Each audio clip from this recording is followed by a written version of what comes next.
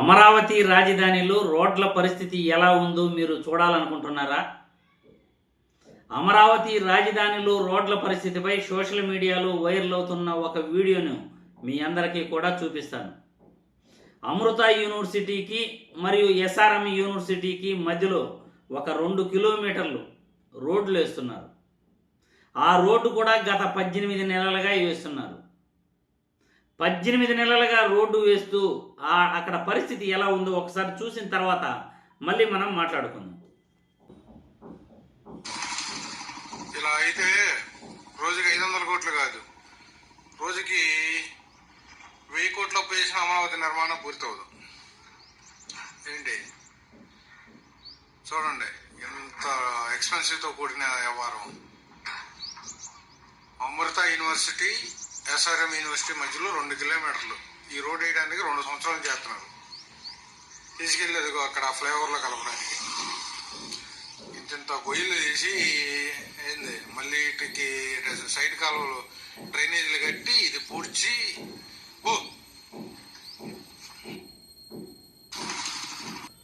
చూశారుగా అమరావతి రాజధానిలో పరిస్థితి ఇది. ఒక రోడ్డు వేయాలన్నా, ఒక బిల్డింగ్ కట్టాలన్నా అక్కడ పరిస్థితులు అనుకూలించవు.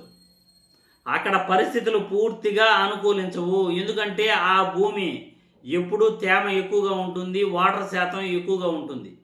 మామూలుగా అక్కడ డ్రైనేజీ కట్టాలన్నా కానీ, రోడ్లు వేయాలన్నా కానీ మామూలుగా ఇక్కడ 1 కోటి ఖర్చు అయితే అక్కడ 10 కోట్లు ఖర్చు అవుతుంది అమరావతి రాజధానిలో. అటువంటి ప్రాంతాన్ని మహానుభావుడు చంద్రబాబు నాయుడు గారు 15 సంవత్సరాలు నాకు ఎక్స్పీరియన్స్ ఉంది అని గొప్పగా చెప్పుకుంటూ ఎక్స్పెన్స్ ఎక్కువగా ఖర్చు పెట్టే ప్రాంతాన్ని, ఖాళీ బీడు భూముల్ని ఎంచుకుని నేను సింగపూర్ కట్టేస్తాను, కెనడా కట్టేస్తాను, అమెరికా కట్టేస్తాను, లేకపోతే స్విట్జర్లాండ్ కట్టేస్తాను అని మాయబలికి 53,000 ఎకరాలు అక్కడ సేకరించాడు అమరావతి రాజధానిలో. ఆ 53,000 ఎకరాలకు దిక్కు ముక్కు లేదు, ప్లాట్లు కూడా ఇవ్వలేదు. నిన్న ఒక రైతు మనోవేదంతో మేము బొచ్చి పట్టుకుని అడుగు తినాలా అని చనిపోయిన పరిస్థితి నిన్న. రామారావు అనే రైతు, మీరు అందరికి కూడా తెలుసు. అక్కడ రోడ్ల పరిస్థితి ఈ విధంగా ఉంది.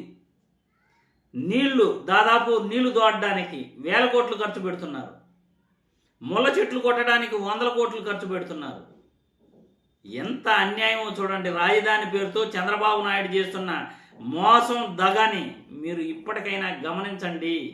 అమరావతి రాజధాని రైతుల బాధను మీరు రాష్ట్రం నలుమూల నుండి కూడా అమరావతి రాజధానిలోకి వెళ్ళండి, రైతుల బాధలు చూడండి.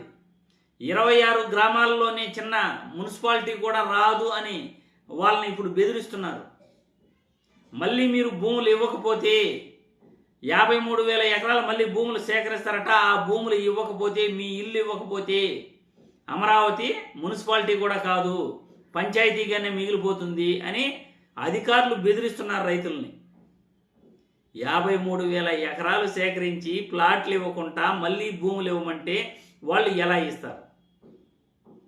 ఇప్పుడు చూశారు కదా రోడ్ల పరిస్థితి ఎలా ఉందో, ఎంత ఎక్స్పెన్సివ్తో కూడుకున్న పన్ను. 2 సంవత్సరాల నుండి కనీసం 2 కిలోమీటర్లు రోడ్డు వేయలేక అమృత యూనివర్సిటీకి, ఎస్ఆర్ఎం యూనివర్సిటీకి మధ్యలో రోడ్డు పరిస్థితి మీరందరూ కూడా చూశారు. సోషల్ మీడియాలో వీడియో వైరల్ అవుతుంది. ఆలోచించండి, అమరావతి రాజధానిలో కట్టడాలు ఎలా ఉంటాయి, ప్రజాధనం ఎంత దుర్వినియోగం అవుతుందో మీరే మీ అభిప్రాయాలను కామెంట్ల రూపంలో తెలియజేస్తూ చంద్రబాబును తీసుకున్న నిర్ణయం మంచిదేనా ఆలోచించండి.